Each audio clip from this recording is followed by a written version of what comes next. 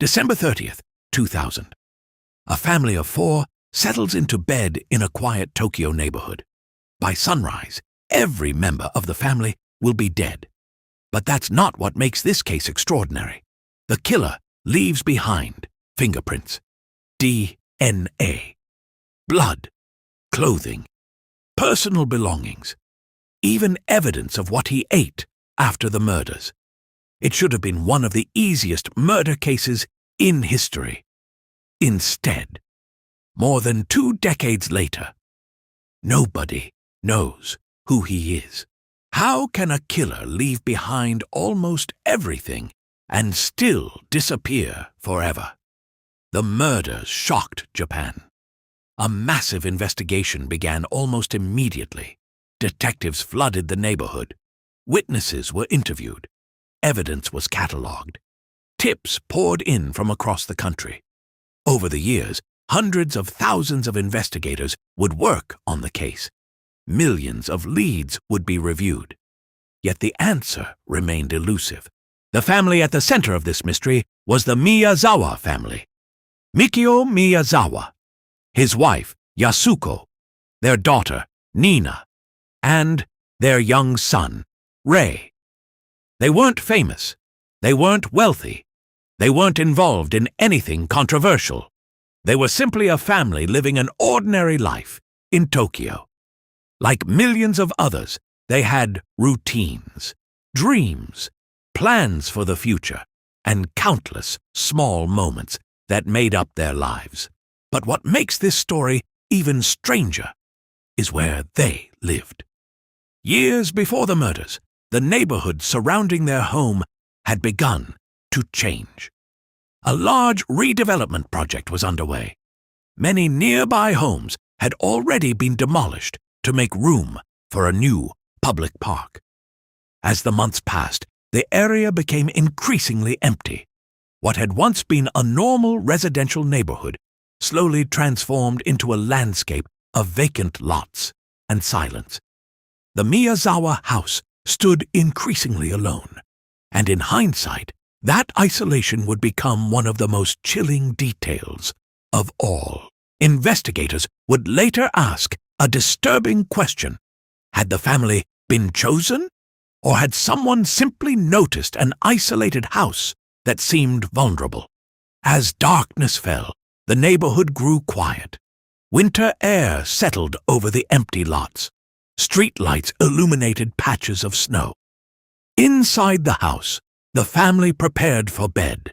And somewhere beyond the darkness, someone may have been watching. Around midnight, the neighborhood was silent. No traffic, no witnesses, no alarms. Just a cold winter night in suburban Tokyo. Inside the home, the children slept peacefully. The parents settled in for the night. Everything appeared normal. But outside, someone approached. Investigators believe the intruder entered through an upstairs bathroom window. A quiet entry. Almost unnoticed. No shattered alarms. No immediate signs of panic. Just a single moment that would alter 4 lives forever. What happened next would become one of the most heavily studied crime scenes in Japanese history. At some point, the intruder encountered young Rei. Exactly what happened remains uncertain, but investigators believe a confrontation occurred, and suddenly, whatever plan the intruder may have had began to unravel. The situation escalated. The quiet night was over. The rest of the family became aware that something was wrong. Lights came on. Doors opened. Confusion spread through the house. Fear replaced sleep. Panic replaced routine. Within moments, the peaceful family home became the scene of an unimaginable tragedy. Investigators would later spend decades trying to piece together exactly what happened during those terrifying moments. And then, it was over.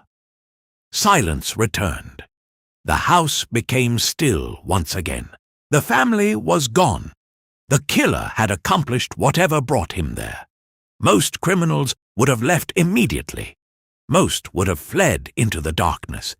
But this killer did something almost impossible to understand. He stayed. Not for a few minutes, not long enough to collect himself. He remained inside the house for hours. Investigators would later uncover evidence suggesting the intruder moved comfortably throughout the home, as though he had no fear of being discovered, no urgency, no panic. The killer opened the refrigerator. He consumed food. He drank beverages. He used the bathroom. He treated injuries he may have suffered during the attack. At one point, evidence suggested he even used the family's computer. It was almost as if he believed he had all the time in the world. Why would someone behave this way? Was he calm? Was he exhausted? Was he injured? Or was he simply certain that nobody would find him before morning? More than 2 decades later, investigators still don't know. And that uncertainty remains one of the most chilling aspects of the entire case. Then investigators made an astonishing realization. The killer had left behind an enormous amount of evidence: fingerprints, DNA, blood samples, personal belongings, clothing, items that could potentially identify him. For detectives, it looked like a dream scenario. The case should have been solved quickly, yet it wasn't. The search for answers intensified. Investigators worked around the clock. Tips arrived from across the country. Every possible lead was examined. Every witness was interviewed. The case became one of the largest investigations in Japanese history. And still, the killer remained unidentified.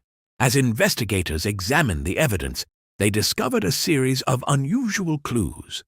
Items of clothing believed to belong to the killer, personal possessions, small details that seemed insignificant at first. Every clue offered hope.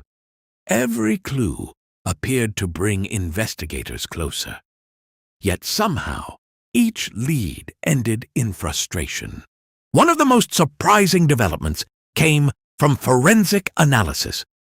DNA testing suggested the suspect may have possessed ancestry that was not entirely Japanese.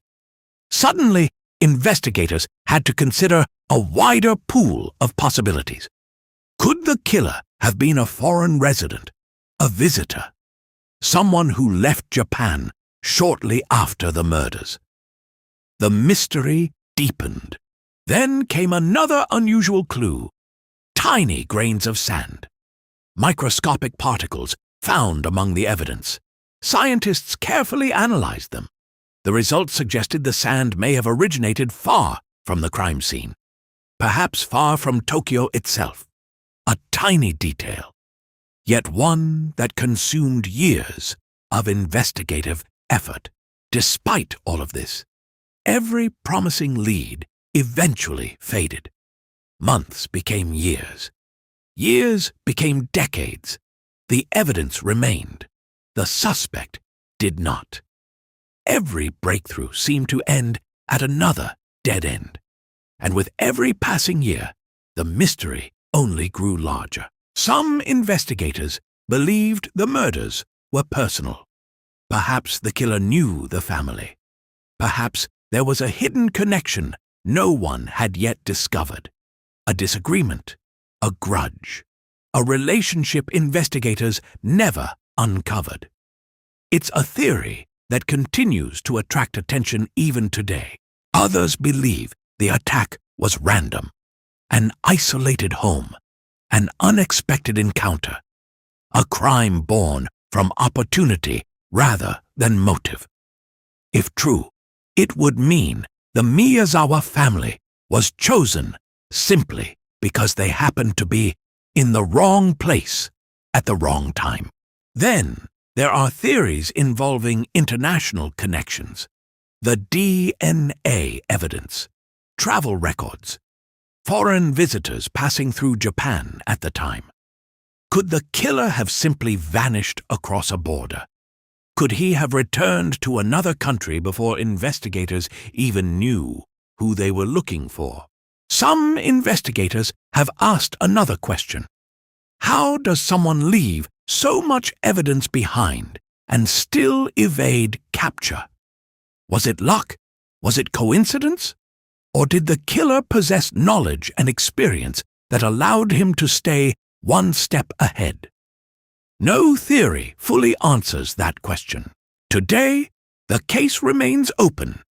Investigators continue reviewing evidence. Advances in forensic science continue to offer hope. The files remain preserved. The search continues. And despite the passage of time, the case remains one of Japan's greatest unsolved mysteries. Police possess fingerprints, DNA, blood evidence, personal belongings, a detailed timeline, behavioral clues, enough evidence to solve many crimes, yet not enough to solve this one. And that's what makes this case so extraordinary. Somewhere, the person responsible may still be alive, growing older, living an ordinary life, perhaps believing they escaped justice forever. Meanwhile, one of the most baffling murder mysteries in modern history remains unsolved. The Setagaya Family Murders are not remembered because investigators found nothing.